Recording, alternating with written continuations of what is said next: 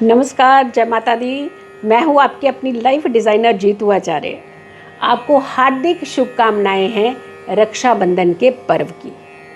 बहुत एक्साइटमेंट है, सब किसी के दिल में होती है, लेकिन कुछ खास समय का भी ध्यान रखा जाता है ना।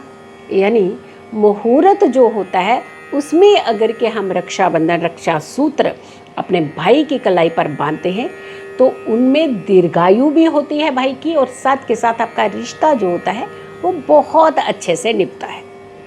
इसीलिए मुहूर्त की महत्वता होती है। योग अच्छे हैं, संयोग अच्छे हैं, भद्रा का साया नहीं है, पंचक है, लेकिन जो मुहूर्त की जब हम बात करते हैं तो उनमें खास कुछ ऐसे मुहूर्त बन रहे हैं जिसमें आप ये रक्षा सूत्र जो है अपने भाई की कलाई पर बांध सकते हैं। क्या गिफ्ट लेना है, क्या देना है, ये सारी चीज़ें अलग छोड़ करके, लेकिन एक ऐसा रक्षा सूत्र जब भाई की कलाई पर आप बांधते हैं तो आप अपनी रक्षा का वचन भी लेते हैं और आप एक वचन देते भी हैं भाई को, वो इस रिश्ते को ताउम्र निभाने का साथ। अब आती है बात की जो पहला मुहूर्त है वो कौन सा बन रहा है और कितने बजे बन रहा है, ताकि अगर आप सुबह सुबह राखी बांधना चाहते हैं तो आप कितने बजे बांधें। 9 अगस्त को मनाया जाने वाला ये रक्षाबंधन का त्यौहार पूर्णिमा तिथि के साथ इस रक्षाबंधन के त्यौहार का आरंभ होता है। अब सबसे पहला मुहूर्त जो बन रहा है वो सुबह 7:40 से लेकर के 9:17 तक का ये सुबह का मुहूर्त है। यानी अगर आप वर्किंग हैं, जल्दी जाना है, भाई को जल्दी जाना है, आपको कहीं जल्दी निकलना है, तो आप जो पहला रक्षा सूत्र का जो ये समय है, जो मुहूर्त है, सुबह 7:40 से 9:17 के बीच में आप ये रक्षा सूत्र बांध सकते हैं। अब कई बार आप सुबह में ये उपाय नहीं कर पाते हैं, नहीं बांध पाते हैं रक्षा सूत्र, तो आपको लगता है कि आप थोड़ा सा लेट हो जा रहे हैं, तो हम कौन सा समय जो है वो चूज़ कर सकते हैं। तो दूसरा मुहूर्त भी बहुत उत्तम बन रहा है।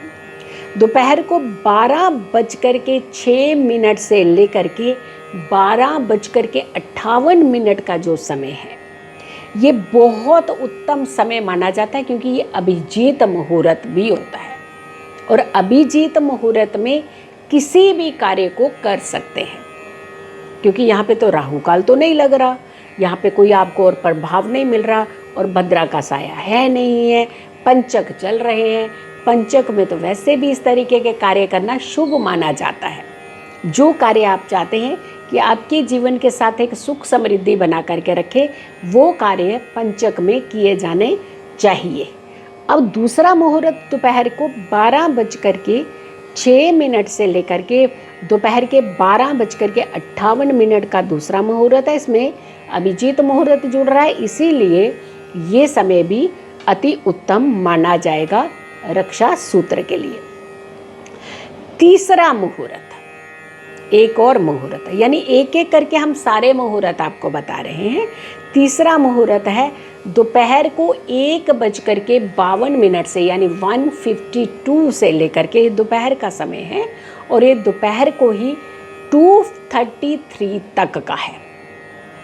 सबसे अच्छा मुहूर्त मिल रहा है आपको। यानी अगर हम पूरे दिन के मुहूर्त को आपस में जोड़ते हैं तो ये बेस्ट मुहूर्त है। हम तो कहेंगे कि अगर आप कर सकें तो इस मुहूर्त में रक्षा सूत्र बांधिए। बहुत सारी बहनें होती हैं जो इस दिन कुछ भी नहीं खाती हैं जब तक भाई की कलाई पर रक्षा सूत्र नहीं बांध लेती हैं। तो एक तरह का आपका ये पूर्णिमा का व्रत भी हो जाएगा, और साथ के साथ रक्षाबंधन का सुच्चा मुँह जिसे हम कहते हैं कि हम बिना कुछ खाए, वो आप जब रक्षा सूत्र बांधती हैं तो वो बहुत उत्तम माना जाता है। तो तीसरा मुहूर्त दोपहर को 1:52 से लेकर के 2:33 तक का जो मुहूर्त है, इसमें सबसे अच्छी चीज़ क्या है, चौगड़िया है इसमें, और चौगड़िया भी लाभ की चौगड़िया मिल रही है, और अमृत वेला मिल रहा है इसमें। यानी ये दो समय जो मिल रहे हैं, अमृत मुहूर्त भी मिल रहा है, अमृत चौगड़िया भी है, और लाभ चौगड़िया भी है। तो ये समय जो है बहुत उत्तम मिल रहा है।